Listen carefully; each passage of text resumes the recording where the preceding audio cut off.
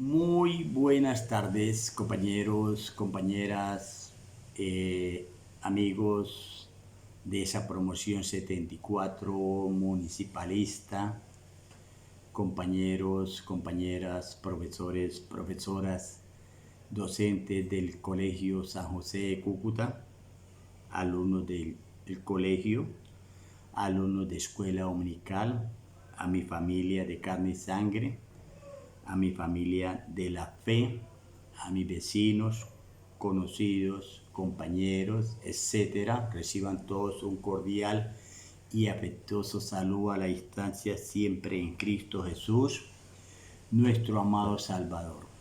Hoy estoy aquí con ese deseo, esa pasión que el Señor coloca en mí, hablar esa palabra viva y eficaz, y eso es gratificante, llevar el mensaje de esa palabra a toda criatura, aquella que lo necesite. Uno lo van a menospreciar, gloria a Dios, pero a eso nos manda el Señor. Nosotros llevamos la palabra, pero el que hace la obra en ustedes y en mí es el Espíritu Santo, que nos convence de pecado, de juicio y de justicia. Amén. Hoy quiero hacer otro comentario, repito, y lo hago siempre con la bendición del Padre, el amor del Hijo y el poder del Espíritu Santo, para la gloria y honra de mi Señor Dios Todopoderoso, y para añadir cada día más bendiciones a nuestras vidas en todas las demás áreas y etapas. Amén. Porque ya fuimos bendecidos con toda bendición espiritual en los lugares celestiales en Cristo Jesús. Eso lo dice Efesios 1, de 3 a 5. Amén. Hoy traigo un tema bastante picante, bastante candente,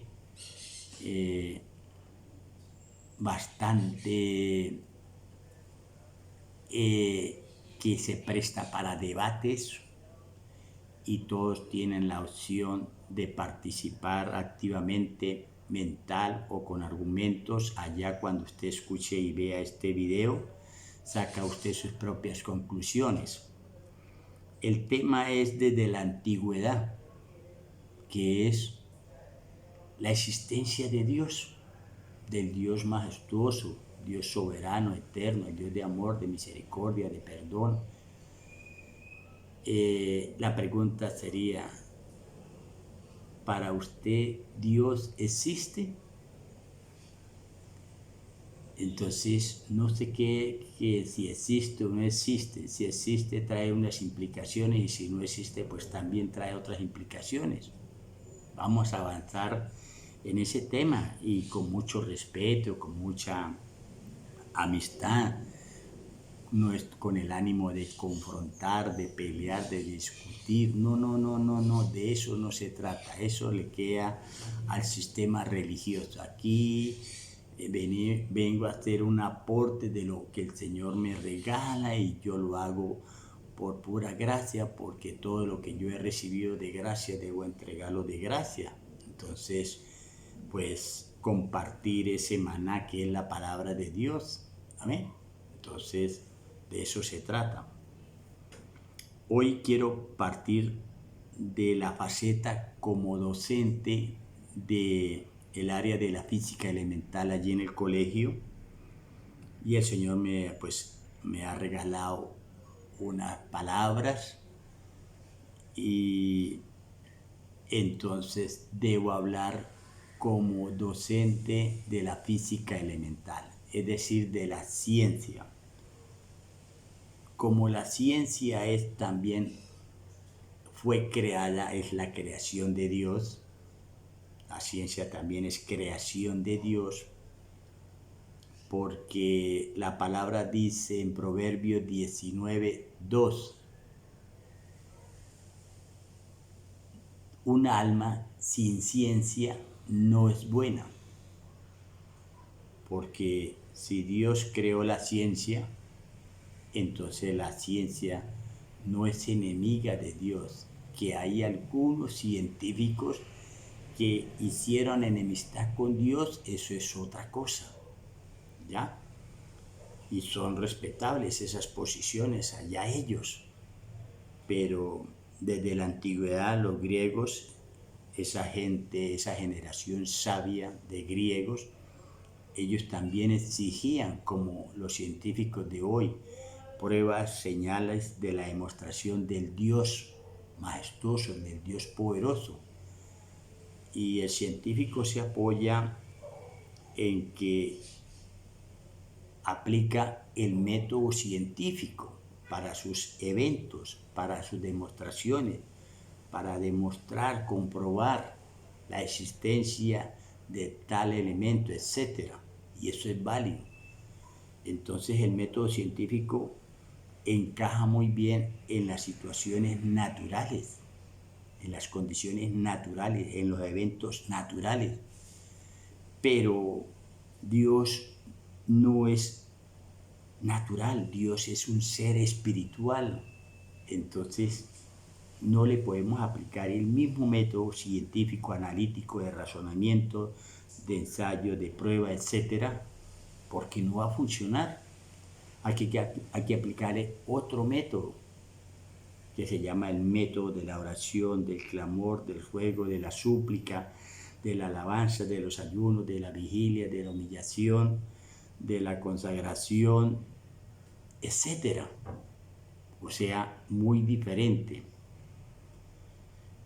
Y como docente allí de la física elemental estamos con los alumnos viendo el tema de óptica en espejos y lentes, los espejos planos, cóncavos, convexos, las lentes convergentes, divergentes, el concepto de imagen, etc.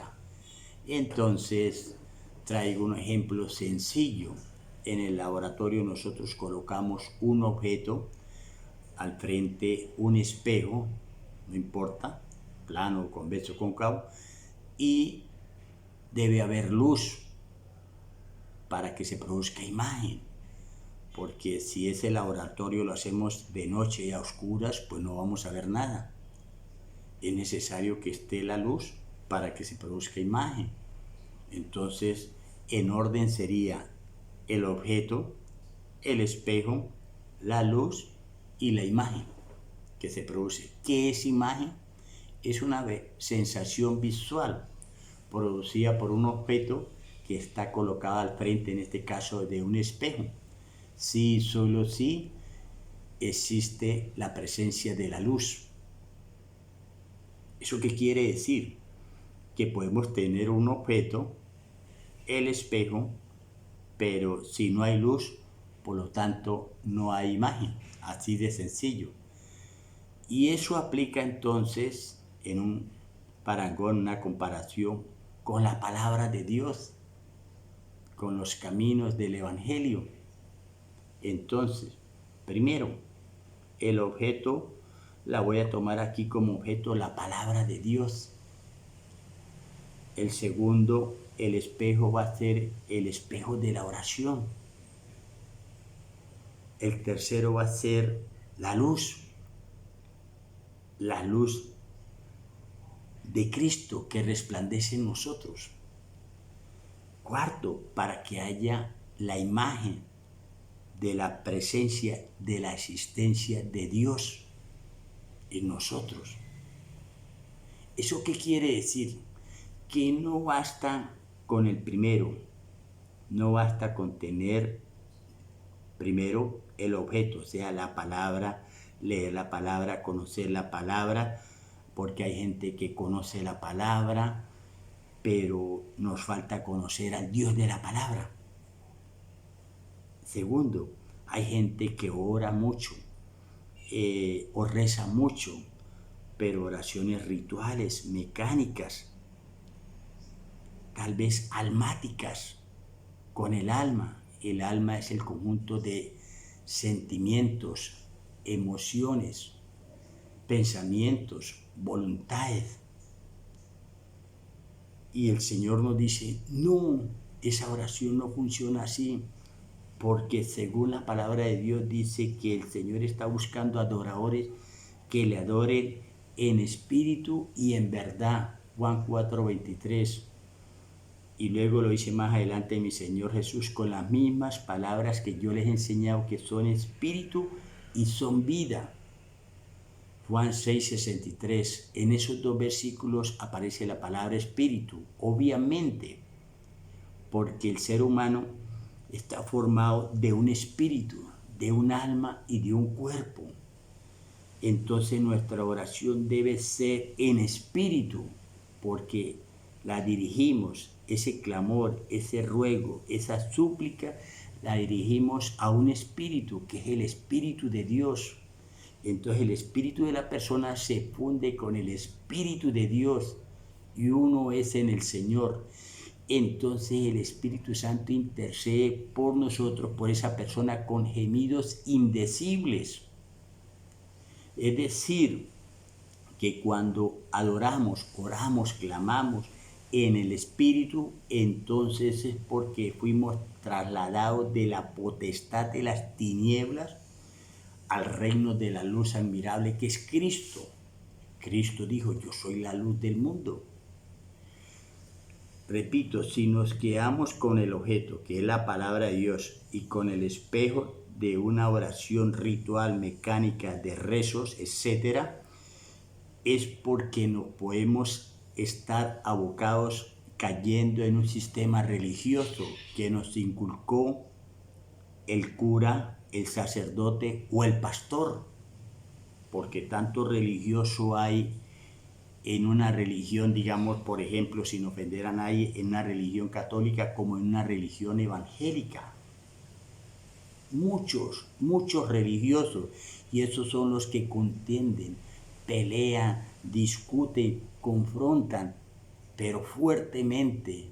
Usted ve en las redes sociales las discusiones terribles, tremendas, entre un sacerdote, un cura, un pastor. Eso es horripilante. Dios no nos ha dado la palabra para contender, sino para llevarla, exponerla, para entender lo que hace el Señor por nosotros. Esto es lo que hacemos. O lo toman o lo dejan, pero ahí está.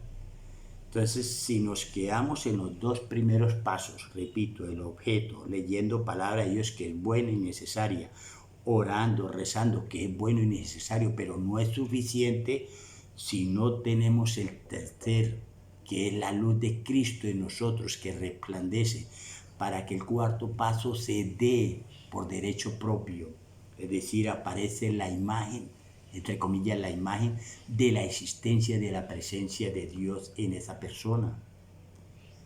Aquí es donde cuando la persona habla, la palabra de Dios debe ser, primero, allí lo dice la palabra de Dios, debe ser para redarguir, para llamar la atención, o sea, para restaurar, para crecer, o sea, para edificarlo, pero también trae consolación. Y todo eso lo hace la palabra de Dios. Esa palabra, todo ese trabajo lo hace el Espíritu Santo. Por lo tanto, en una persona que no sienta, ojo, la presencia de Dios, la manifestación de Dios, eso no quiere decir que Dios no existe, simplemente que Dios no existe para esa persona. Eso es otra cosa. Pero esto de la existencia y de la presencia de Dios es personal, es tener comunión, vivencias, experiencias, a solas con el Señor, en la calle, como sea, porque cuando la palabra me dice que mi cuerpo es templo del Espíritu Santo y que yo soy miembro de la iglesia de Cristo y que yo soy un culto vivo, santo y agradable, entonces, ¿qué me impide a mí orar, clamar en la mente, en cualquier lugar, en la calle? ¿Dónde? En el centro comercial, decirle mentalmente, muchísimas gracias, Padre amado. Eso es, estoy orando en la mente. Mi espíritu se está conectando con el Espíritu de Dios. Entonces ya pasa de ser nueva criatura a ser hijo de Dios, porque de tal manera amó Dios al mundo que ha dado a su Hijo unigénito para que todo aquel que en Él cree no se pierda, mas tenga vida eterna. Tenemos que ir a dar ese paso a recibir a Cristo como nuestro único y suficiente Salvador y Redentor, porque tenemos que pasar de ser criaturas de Dios a ser hijos de Dios, porque los que son guiados por el Espíritu Santo, esos son hijos de Dios, y a todos los que le recibieron y creyeron, le dio la potestad de ser hijos de Dios. Y luego nos da la orden, dice, ir y predicar el Evangelio a toda criatura. Entonces, a toda criatura de Dios. Luego la palabra expresa claramente la diferencia entre criatura de Dios e hijo de Dios. O sea que tenemos que pasar de esa naturaleza pecaminosa tipo Adán y entrar a ser participantes de esa naturaleza divina tipo Cristo. Esto es un proceso, como dice 2 Corintios 5, 17, ya para ir terminando, de modo que si alguno está en Cristo, o sea, tiene la luz de Cristo, en Cristo, nueva criatura. Esa nueva criatura es ser hijo de Dios. Las cosas viejas pasaron, he aquí todas son hechas nuevas. Entonces empezamos a crecer, a buscarle, a seguirle, a conocerle, a obedecerle, a servirle, a renovarnos, a crecer, a tener esa madurez espiritual, repito, para entrar a ser participantes de esa naturaleza divina que es Cristo Jesús en nosotros. La pregunta es, ¿usted cree en Dios? ¿La existencia de Dios? Y si cree en Dios, no se quede ahí. Vamos a buscarle, repito, a seguirle, a conocerle. Entonces, el hecho de que una persona argumente que Dios no existe, eso es válido para él y es respetable. Pero eso no quita que la existencia y la presencia de Dios están en una vida que tiene a Cristo en su corazón, en su mente. Chao, bendiciones, Cristo le ama. Todas estas palabras son con carácter constructivo, para crecer, para edificar y para consolar. Amén, chao, chao, Cristo te ama.